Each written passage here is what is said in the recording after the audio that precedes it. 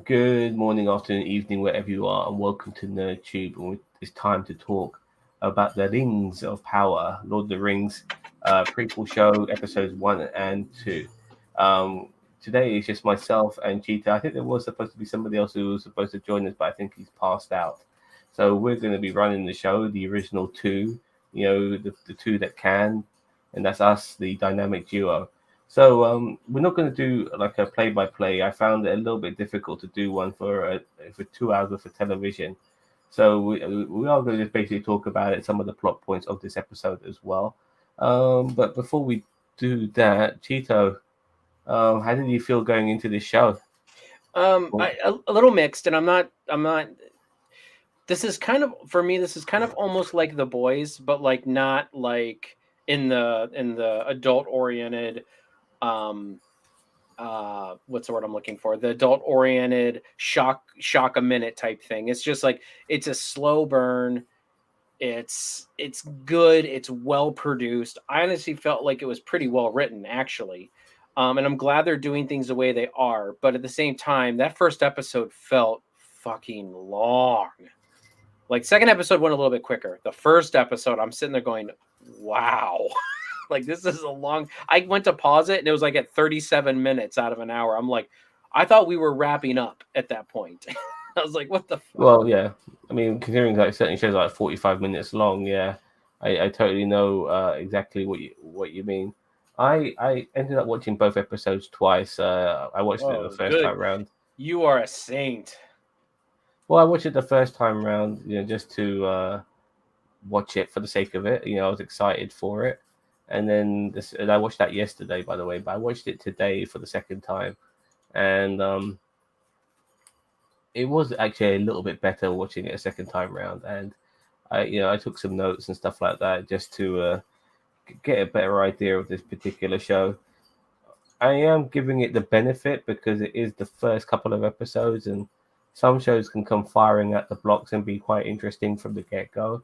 Other shows need a chance for bedding in, and considering Lord of the Rings is also one of the most beloved franchises of all time, some people say it's the greatest trilogy, the original trilogy, or Lord of the Rings, and there is a good argument for that, in my opinion.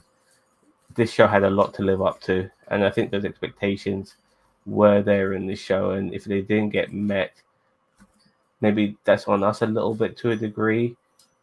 At the same time, I heard like $500 million was put into this shit, so I don't know. It's hard to say. I mean, this is set thousands of years before The Hobbit, so But yeah, we still have familiar characters in this yeah, show, yeah, Galadriel exactly. and Elrond. So Elrond, Galadriel, yeah, for sure, and some familiar other names as well, like Sauron.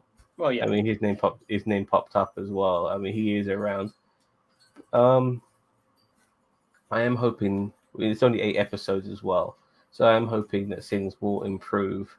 And watching it a second time, it got me to understand a lot of the stuff because I didn't really understand everything the first time around. Like for instance, in let me just pull my notes up. In the elf world at the beginning of this episode, like they never got their sunlight from a tree, so from the sun. They got it from a fucking tree. hmm I didn't really grasp that at first, and they were I living it in was this. really Yeah, weird. I'm like, so is there a sun, and it became like, is there the a tree sun, but became the then sun. also like there's a tree that gives off light and they're kind of encased in their own little world? Because if that's the case, then Middle Earth was, because they talk about the first sunrise and stuff like that, and like so Middle Earth was all in darkness before the sun Well, was they weren't in created. they were in Middle Earth though. That's the funny thing. So Well, it's no, in hard the to say. beginning they weren't. Yeah, but I'm just saying, like, was Middle Earth all in darkness while they were over in the whatever the, I don't remember what it was called, but the ancient Elven land, where they go in the eternal land or whatever. Was it? Yeah, that's why I'm like, what was it? So was the rest of the Earth dark, and then Middle Earth Yeah, was dark, and then this place had light, and then all of a I had sudden, no. when the tree died, then the tree formed the sun, and then the sun became lit the whole world. Like that's what I'm saying. Like they're not very clear on that. exactly. I didn't find this clear whatsoever. And next, they're in the land they're in is Valinor. And I believe that might be the land. Frodo and Bilbo went to at the end of Return of the King, On the um, boats, yeah. on the boats and stuff like that. But then we find out very briefly about Galadriel. We see her as a child. We then see her. Sorry, let me bring my mic here. I apologize for my birds. We then see her going to. We see them going to Middle Earth. Her and her brother. Her brother dies. They're fighting orcs and elves and stuff like that. And the character of Morgoth is briefly mentioned, but apparently he's defeated. And Yeah, we he was don't. defeated at the end of the first age, I think, and that ushered in the second age, is when he was defeated. And his successor is Sauron. So that's the thing. Like you mentioned this character, this power person who is the master of Sauron, and he's just defeated. Like, like I wanted to see if anything, you could have made a story on him. Actually, Emergency Awesome addressed that issue. Emergency Awesome said that the reason why they had to kind of gloss over all that is because they don't have the rights to it. Oh yeah, I understand. So apparently they couldn't go too far into that subject just because they don't have the rights to it. So they kind of had to be very fast and loose with that whole first age. Yeah, for sure. The sun was created from the last fruit of the tree. Fair enough. And that's a pretty hot piece of fruit. Yeah, exactly. I wonder what it tastes like, and the fact that this fruit must have expanded to become a sun. I wonder if that's the fruit they squeeze out to make Sunkissed. I haven't had a Sunkissed in ages. Do you guys still get that in America? Yeah, we still have it here. Yeah, we don't get it all the time, but it's here. It's still in vending machines. So because Galadriel's brother gets killed by Sauron, Galadriel then takes up the fight to fight Sauron. She spends years, centuries trying to find him, and we see her go into a cave and all of that sort of shit. And I didn't like the fight scene with the snow elf. I mean, she came across as a badass, but it would have been a lot better if it was more like the troll they fought in Fellowship of the Ring in Khazad-dûm. It would have been more better if the fight was more like that, where it was a bit more of a struggle. Because even though Legolas is a badass, even he was struggling against that. Whilst all the other elves seem to struggle against this snow troll, but Galadriel just gets her sword out and swipe. It's dealt with, and I would have liked to have seen a bit more of a struggling fight, so to speak. You know what I mean? I can't wait for all the Mary Sue comments. I mean, she is a badass and all. Oh yeah, that, she absolutely is. I like her character. I like the way I get it. What you're saying about the whole, she kind of. You're right. She just kind of whips her sword out and bam, bam, bam. Thank you, ma'am, and she beats him. Like it's nothing. Yeah, and so I understand that, but that's going to be ammunition for people to be like, oh, yeah, I know. It concerns me because if it was a male character doing that, I would have the same issue. So Daniel Vance saying, I didn't like the fight with the snow troll either. I hated that all these centuries old elves didn't have even 1% of the skill of Galadriel. Exactly. Yeah. Exactly. So that annoyed me as well. And then like the mark of Sauron played a part as well. Like we saw the mark on her brother's corpse. We saw the mark in on some sort of stony anvil. I think it was. Yeah, I was thinking it was like the forge iron or something like that. Yeah, and we also saw a mark on the sword a little bit later on, which some of this stuff hasn't been explained yet. We see the Half-Foots as well, which are basically the hobbits. I think that I think that's the descendants of that's what their descendants will become hobbits, is what it's been explained. I liked it. The Black Hobbit is actually a famous British comedian called Lenny Henry. So it was so good to see him, Lenny Henry. I liked his character. I thought he was great. Yeah, he actually tried to crack America a long time ago, but it didn't pan out. but yeah, he's just famous for mainly doing sitcoms and stand-up comedy and stuff like that. And yeah, it was really good to see him in that. And I found some of the sort of side plots to be more interesting than the main plot, like following the Half-Foots around, and then a second episode when we're with the dwarves. You know, Yeah, when we got there, I mean, I know we're not kind of doing like a play-by-play per se, but I yeah, really enjoyed when we got to see Elrond go to the Khazad-dûm, Khazad-dûm, the dwarven city that we saw in Lord of the Rings Fellowship, but it was just, you know, a dead city. Baron. Yeah, it Yeah, was just barren, and it's like I love seeing it in its glory in yeah, in that second episode. I was like, oh, it's so good. Like this show is definitely got like amazing music and amazing scenery. You know, I honestly, as I said, besides the slow burn, and it's a little bit too slow for me. You know, I'm not giving up on it. I'm not even saying it's bad, but it is a little bit too slow of a burn, and you know, I'm still in it. I mean, I'm actually really excited to see where they go. yeah. Likewise. I am also interested in the kid in the Morgul Blade as well. We'll see what's all that about. We in this episode as well. We I mean, we are following Galadriel around. We do come across Elrond. Daniel Vance, I'm not sure if you know this, but the actor who plays Elrond played young Ned Stark in Game of Thrones. Hmm. And he also got a very devilish looking face as well at times with his chin. But he comes I across as a cool. He's playing Elrond, for fuck's sake. We know Elrond's a good guy. So I know, but he does really look. He looks as satanic. stoic as Hugo Weaving did as Elrond. You know, Yeah. I really feel like that was a good cast, even though they don't look like exactly the same. I still feel like it was a good choice because they both have that stoic figure that and that big that chin that just looks like it's like Hmm. I'm very stoic, like you know, like Hugo Weaving and you know has.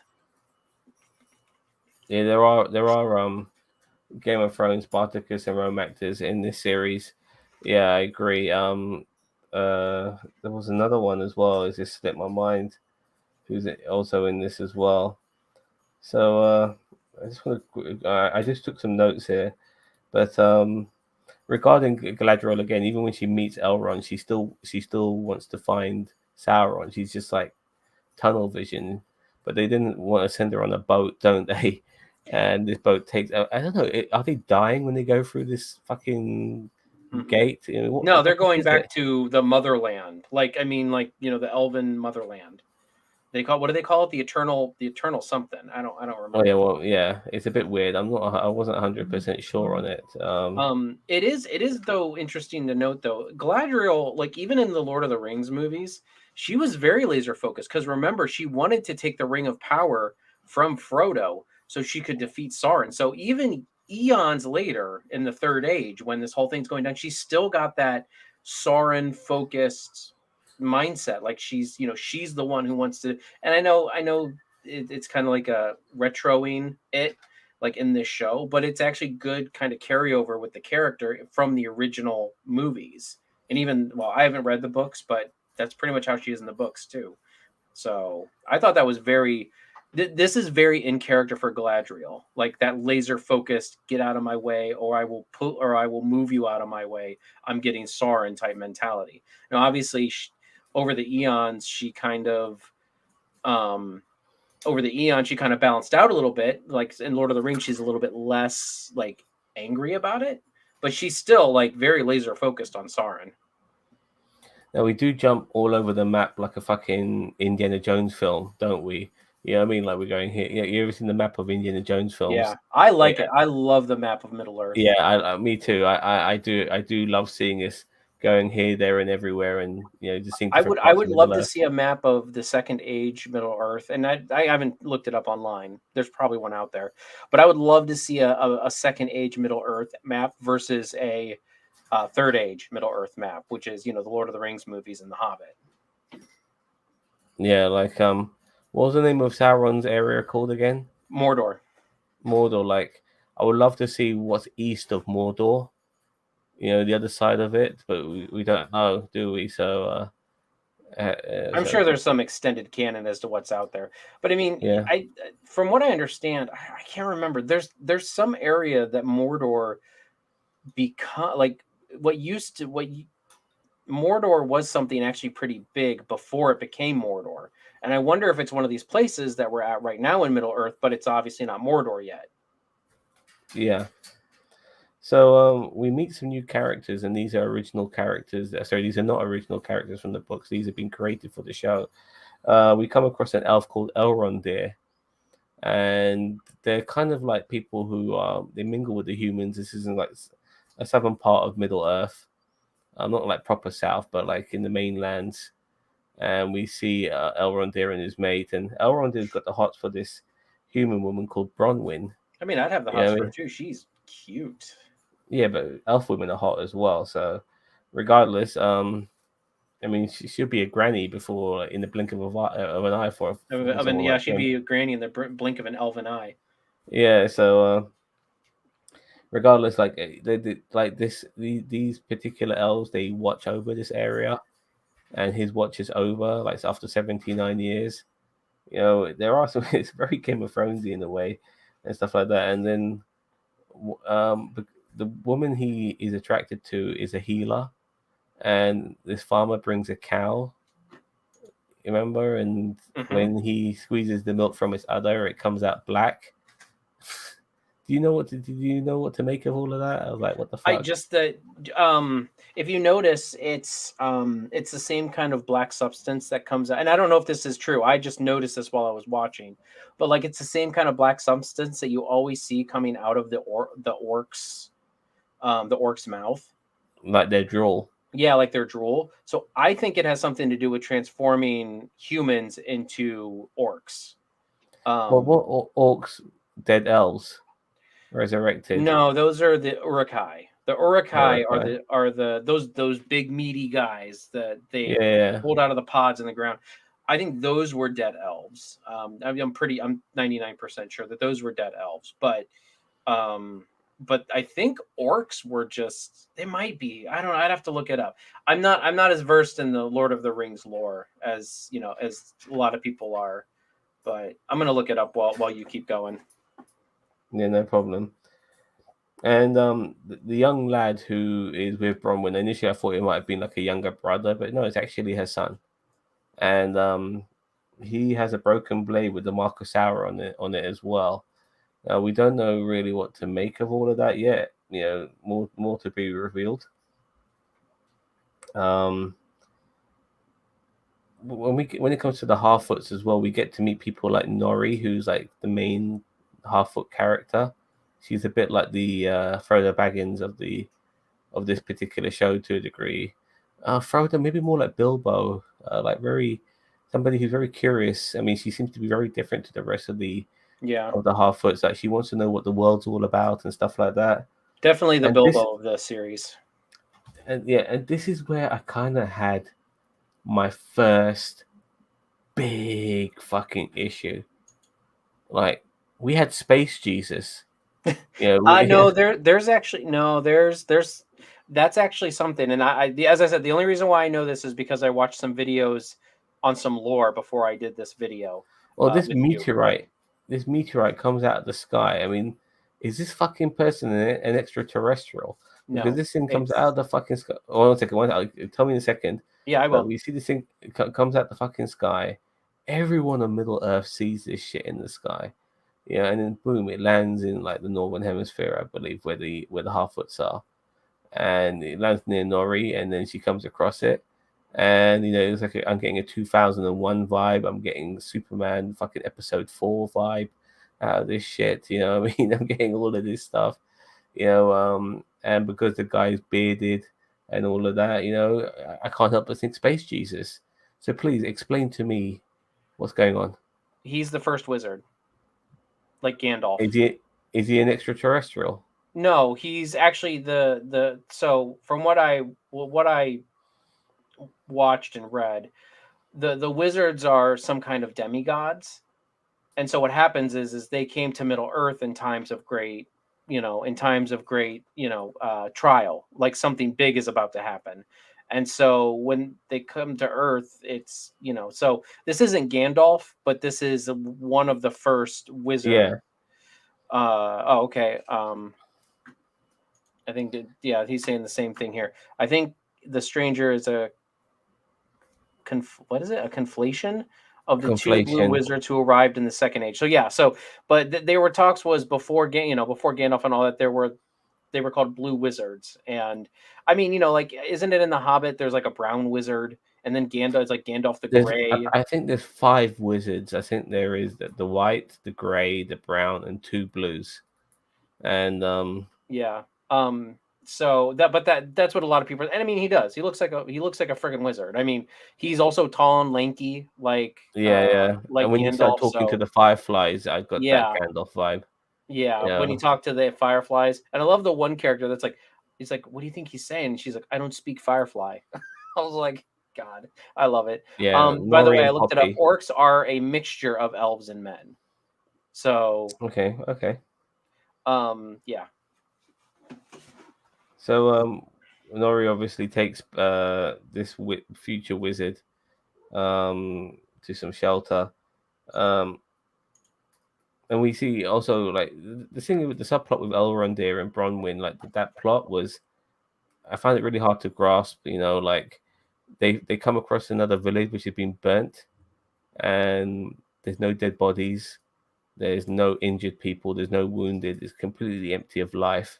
Yet the whole village is, I mean, there's dead animals like sheep and stuff, but the whole village has been burnt to the ground. So like some sort of investigation there. I'm not sure. I do feel that correlates with the cow giving off black milk. But that's Well. what I'm saying. Like, I feel like that's why I feel like the orcs were taking the people and turning them into orcs, because that there's no dead bodies, there's no, Interesting. one of two things: they're either being eaten, which would kind of line up with orcs, or they're being transformed into, they're bolstering the armies of Sauron. So that's kind of where I got that from. Yeah. We meet another elf called Celebrimbor. He's an older looking elf, by the way. He's got some age in his look, and he's a craftsman as well. And he's introduced to Elrond, and this is the guy I believe who'll end up maybe being, how do I say, manipulated or fooled by Sauron into creating the rings of power. Well, the one ring to rule them all, basically. But it'll be him. It starts with him, I believe. Well, and a lot of people are saying that Sauron, Sauron is among them now, like he's hiding in plain sight. So like they're trying to throw us a bunch of like red herrings, like Yeah. the Meteor Man. I call him Meteor Man, the Meteor Man wizard. He was in like a crater that looked like the Eye of Sauron. Yeah. There's just a lot of people that are like, could that be? Now, I don't think the Blue Wizard is going to It be could be the Sauron. guy on the boat, because Galadriel, she finds some people on the raft who are survivors of a shipwreck, and they've created their own raft, and it's because of a sea worm. And when the sea worm comes along, it destroys that raft. But one person on the raft manages to split the raft into 2, and separates himself from the rest who get killed. And then he saves Galadriel, and a lot of people think that's the person who might be Sauron as well. I mean, if I was putting money on it, that's probably who it would be. It would be that, or the forger, whatever his name is. I can't. It's what was his name? Celebrimbor. Something like that. Yeah, Celebrimbor. Okay, is that how you spell it? I don't. Yeah, I it, don't know. yeah, I'm bad at making names. Well, Daniel Vance spelled it in a way that I didn't. I spelled my Celebrimbor with a K. He spells it with a C, which is fair enough. So because the like Celebrimbor, he also he has these sort of like plans of building some great towers and a forge and stuff like that, and this forge itself will be able to create more powerful things, and he wants all of this done really quickly. And that's when Elrond gives him the idea that, yeah, well, you want to craft something, you want to build shit, no better people than the dwarfs. So that's when they go visit Durin. And I was really happy with this. I think obviously seen Khazad Dûn was great. I like the way that for Elrond, and in a way, this is kind of shows you like the difference between elves and dwarves. Like dwarves are, they can be quite emotional over things, over particular issues, whilst the arrogance and the sort of almost like, I don't want to say callous, but they like elves, because they live forever, they take things for granted, because everyone else doesn't, and so time is of the essence. So we do find out after a battle of breaking stones between Elrond and Durin, and that was the only way Elrond could get in there, by putting up this challenge.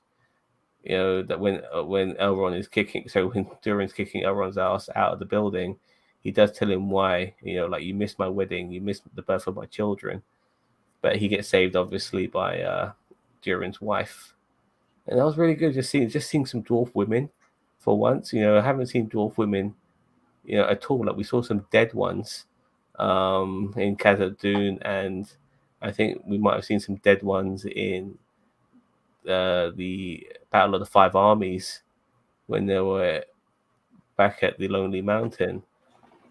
But to see some live ones, it's about time, man. About time we see. And they don't have big beards like they were rumored to. Well, some people are really pissed off about that shit. I don't care. I don't care. That they don't have beards. One thing we did forget to mention that I want to bring up before I forget is, while Meteor Man was kind of flying over all of Middle Earth, you saw some Ents, like the tree walkers, the Ents. Yes, you did. Yeah, you did. It was very brief, but you did see them, the trees walking around and stuff. I was very... Go ahead. Watching it a second time, like, you saw a baby Ent being hugged by its mother Ent or father Ent as well. So, yeah, that was pretty cool. So hopefully we'll see more of the Ents as well. They're ancient as fuck. Like, and not just the Ents as well, but Shelob. She's like one of the earliest creatures of Middle Earth as well. So I'm hoping we'll see Shelob at some point too.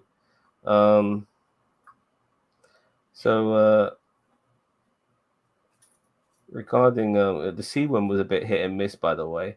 When we did see the sea worm, like, we saw like the sea worm being stabbed and poked and stuff like that from Galadriel's point of view. Like, we saw arrows and stuff stuck inside it. I thought she was going to help it and relieve it of its pain, but that wasn't the case. But yeah, we see a goblin coming into Bronwyn's house.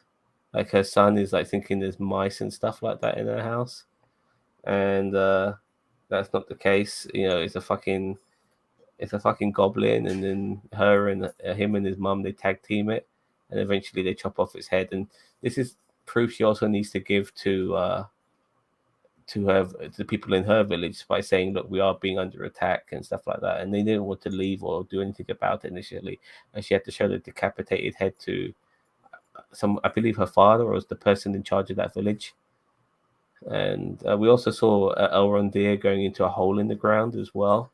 Kind of reminded me of the movie First Blood with Sylvester Stallone, with the first Rambo movie, where he's going through the caves and shit like that. And and dude, that in the house, that was, to me, that was truly terrifying. I was like, because we don't know if both these characters are going to make it out alive, because it's not like it's Galadriel or Elrond.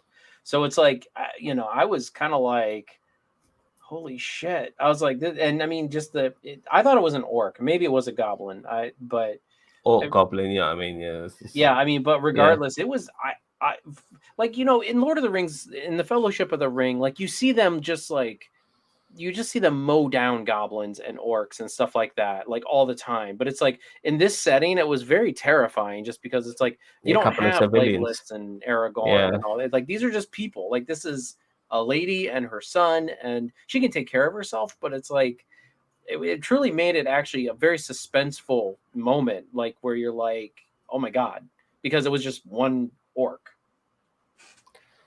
Yeah, exactly as well. And have you ever played some of those survival horror games where you're running away from the monster, and one of the places you can hide is inside a cupboard? It kind of reminded me of that to a degree. And yeah, it was a very scary scene to do. But once they started tag teaming him and he got stuck on stuff and stuff like that, okay, I knew Goose was going to be cooked eventually. Yeah. And when she got him in the back with that big ass knife or whatever that was, yeah, I was like, oh yeah, he's done.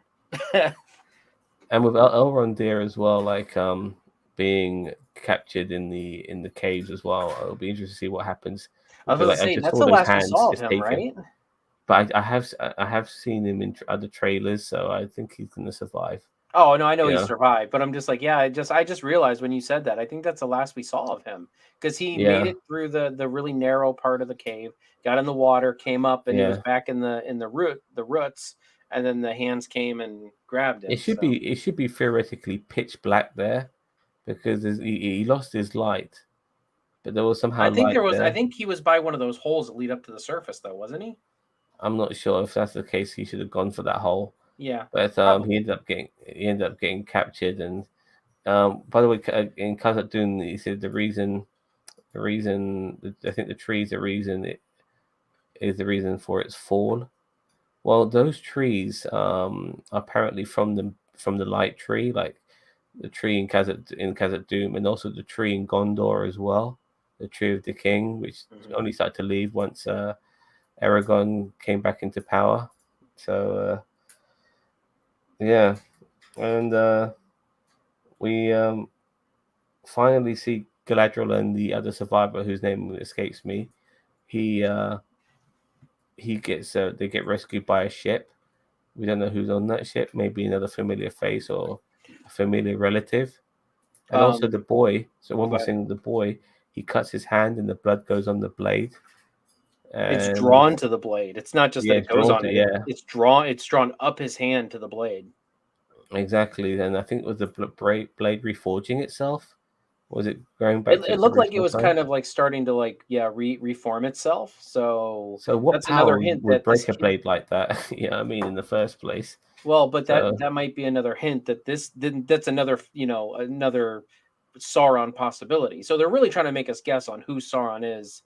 And even if maybe he doesn't know he's Sauron, maybe he is and he just doesn't know it yet, or whatever. I don't know. I don't think that kid is Sauron.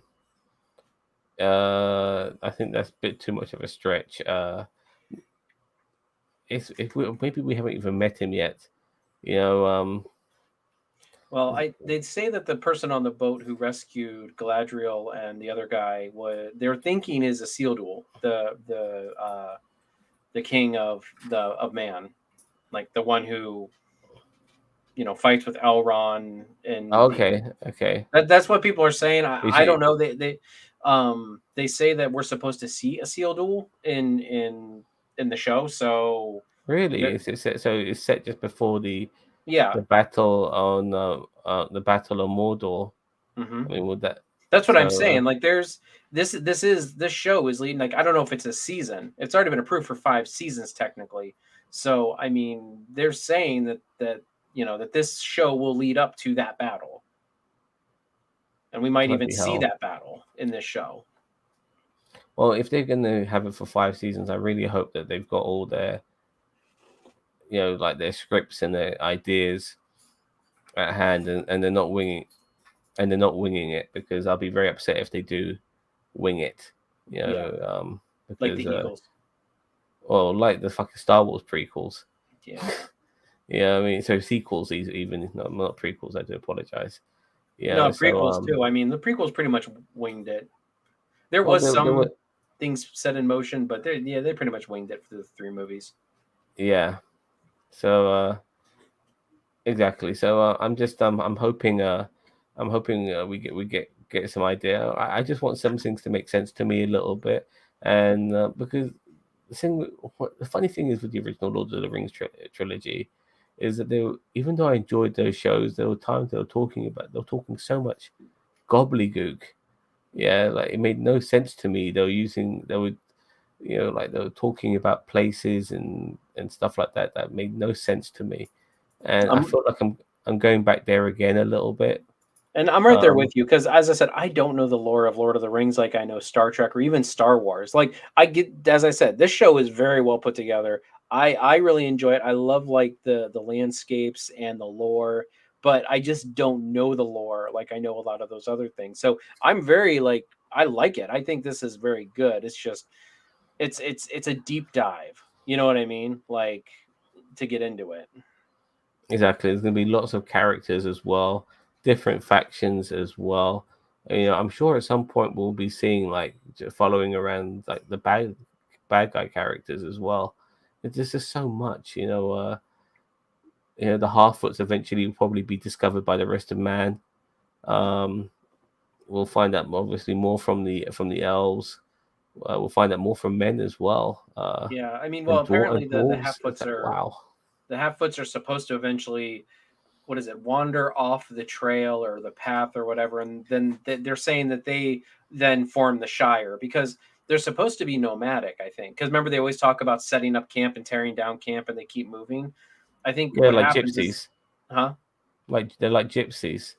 Yeah, but they eventually just. I think what happens is they eventually just set up camp in the Shire and then they don't move. Like that's kind of foreign to them is actually staying in one place. And I think that's when they become the hobbits is, when they start actually building a life somewhere rather than just moving nomadically around. They're very practical people as well, you know, as well from what you saw. The law is immense, nobody but Stephen Colbert knows it all. Fair enough. Yeah, Stephen Snails, by the Colbert was way. actually in one of the Hobbit movies. You can Yeah, see he him in the back. was. hmm Um, He was like a background yeah. character, but he loves the Lord of the Rings so much. Like, yeah, it's Same with Jeff Bezos, which is why he ended up, no. funding this. As long look, if he got the money and as long as he does it right, like as long as he gets the right people in the right places, I'm okay with it. So Yeah, me too. I want. Yeah, I hate to say it, I want some improvement. I'm not part of this contingent of anti woke fuckers who hate diversity, hate women, because those people, because of when the arguments start off like that, you can tell they've got like a chip on their shoulder for anything which is not the status quo. My issue with this show is that I'm just not drawn to it like the way Gollum was drawn to the fucking ring. You know, I want to be drawn to it. I want the show to be my precious. I want to love it because I love the original trilogy of Lord of the Rings, and I've actually very much appreciated the Hobbit trilogy as well. Battle of Five Armies is still not that great, but overall the Hobbit trilogy is, like the Star Wars prequels, they've improved over time. So I thoroughly enjoy this universe. I thoroughly enjoy this lore. I thoroughly enjoy all these different, different cultures and races and factions, like the elves, like the dwarves, like men, like goblins and orcs, and all of that sort of stuff, like the hobbits. It's great. If you're anti-diversity, you'll never like Lord of the Rings anyway, because like Lord of the Rings is about diversity. You got people who are different to each other, like elves and dwarves, who initially disliked each other, but in the Lord of the Rings trilogy, Legolas and Gimli became best of friends. They would die for each other. So it's all about coming together. People who are different coming together and fighting for a greater cause. And if you have an issue with that, then you have an issue with Lord of the Rings, in my opinion. you have So an issue with a lot of things. I mean, yeah, exactly. like Star Trek, Star Wars, like they all promote diversity because it's just like I mean, it's not like the Jedi Council is just a bunch of white dudes. You know what I mean? Like you've got tons of Hmm. aliens and a black dude on the Jedi Council. Like it, Hmm. and they're technically not even human. None of them technically. I mean, they look human, but still, like so. It makes no sense to me. Like any of that, like that stupid bullshit. It boggles my mind how people can be so ignorant to to diverse to, why diversity is good and everything like that. Like Well, I unfortunately, they've been programmed in society. Like they're looking for everything to be woke and stuff. As we mentioned regarding She-Hulk, these a lot of people are complaining about her twerking at the end of a post-credit scene. For fuck's sake, it's a post-credit scene, and they're pissed off of her twerking, and they're comparing that with Iron Man 1, saying look how great Iron Man 1 was, and look at She-Hulk. But I always tell people Iron Man 1 had fucking pole dancing stewardesses on Tony Stark's private fucking jet. So it wasn't that all fucking kosher. It wasn't far from it. So, but like I said, everything's just convenient for you for these fuckers at the time. They just need to hate on shit. They live to hate on shit. If some of these influencers who hate on this shit as well, who influence the people who are hating on this shit, if they didn't have stuff to hate on, they'd be finished. Their whole jig is about hating stuff. You know what I mean? I just want stuff to be better. I want to enjoy stuff, and if I dislike something, there's no agenda to it. It just doesn't work for me. You know what I mean? And the same goes with you, Cheeto, as well. So, yeah. Are you still there, mate? Yeah, I'm here. Okay. So let's give this show a rating. I'm going to give episode 1 a 5 out of 10, and I'm going to give episode 2 a 6 out of 10. What are you going to give it? I was going to go 6-7. So I thought, as I said, I was going to go that way as well. I wanted to go that way, but but that'll be me being nice and not real. You know what I mean? I mean, no, that's generally what I think. I mean, as I said, the only issue I really had with it was the slow burn of episode 1 was just, as I said, I got to about 37, 38 minutes into it, and I thought it was the full hour. Oh, Daniel Vance says 7 and 9.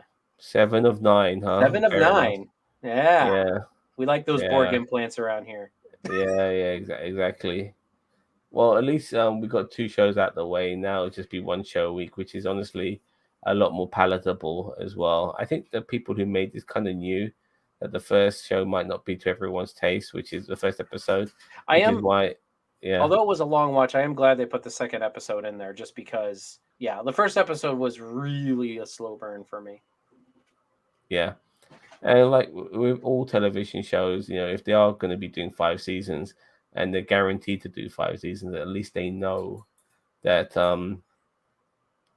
they can take some information from some of the criticism and feedback people will be giving about this particular first season. Because if a show does get a chance to have a second season, it's got a chance to improve, and let's hope that happens.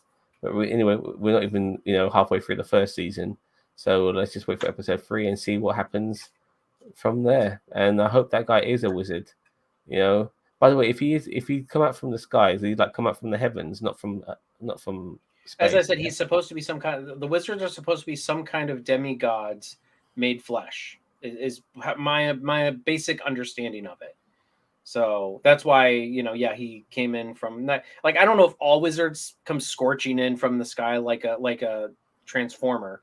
I don't know. Like fucking Kal-El. What I mean? It felt more like Transformers though, because isn't it? They all came in from the atmosphere, and I felt like it was more of a Transformers entrance than a. Yeah, it was like old man Superman. I mean, he's already fully grown. He's been in the pod for so long. He became a man, became a granddad. But yeah, okay, all right, enough of this. All right, well, look forward to seeing us more from the Tube. What's next on the smorgasbord? Tomorrow I have a unpackaging video coming out of some new T-shirts, which one of them is this one. So you got an early preview on one of them.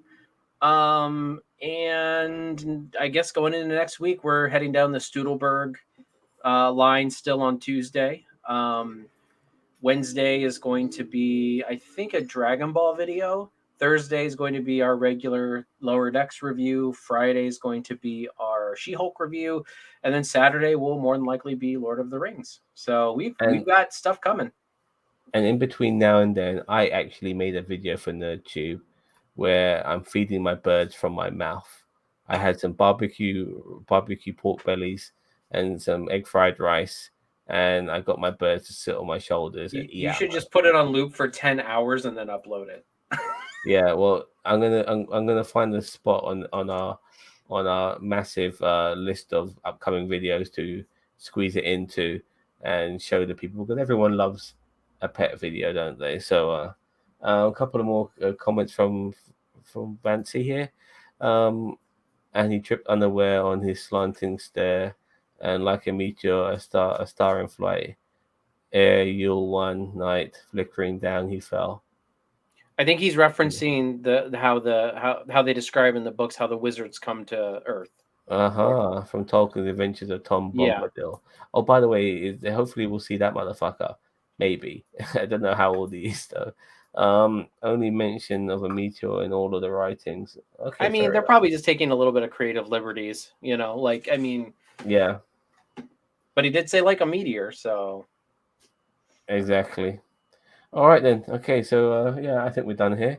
all Thank right. you, Cheeto, for joining me on this, and thank you to everyone else out there who's been watching this.